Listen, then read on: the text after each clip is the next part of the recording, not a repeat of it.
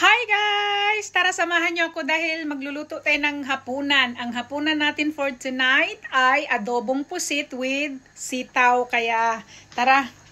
Ayan na yung ating lahok guys. Meron tayong sibuyas, kamatis, bawang at yung ating sitaw.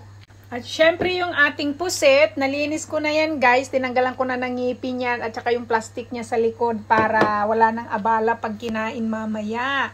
Dahil hindi natutunaw sa tiyan natin yung ngipin ng pusit. Sa mga hindi nakakaalam, kailangan kunin ang ngipin ng sa pusit natin guys. Yan, dahil mainit na natin kawali, tayo maglalagay na ng olive oil. Initin lang natin ng konti yung mantika guys para hindi manikip.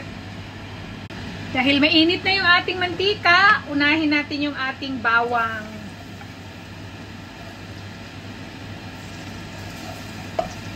Bango agad kasi nga mainit na yung mantika. Medyo i-golden brown natin ng konti guys. Dahil medyo golden brown na, isusunod na natin yung ating sibuyas na pula. Ang bango ng aming bawang. Isusunod na natin yung ating kamatis. Minats ko lang siya sa size ng ating pusit guys, kaya medyo malalaki yung hiwa.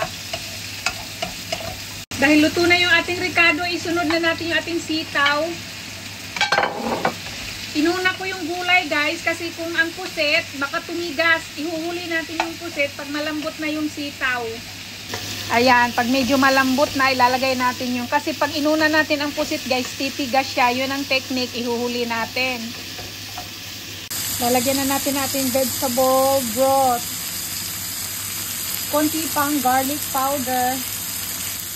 Konting chili flakes para may anghang. At syempre pamintang durog. Haluin na natin guys para lumasa na silang lahat. Tara guys, chicken na natin yung ating sitaw. Wow! Ang ganda ng kulay. Medyo malambot na.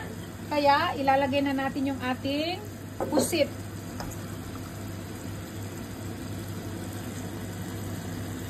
Ooh. Wow, ang sarap! Halo-haloin lang natin, guys.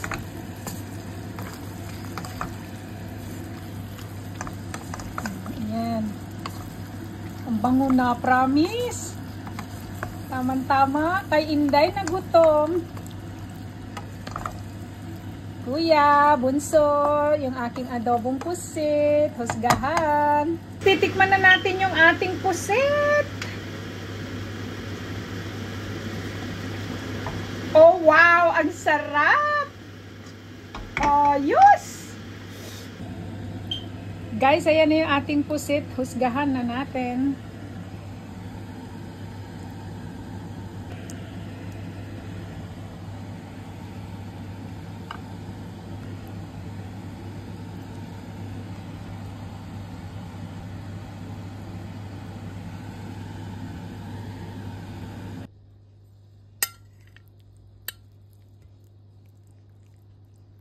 Wow, ang sarap. Ayan na, sobrang bango. Ayan, gayahin nyo guys, tara kumain.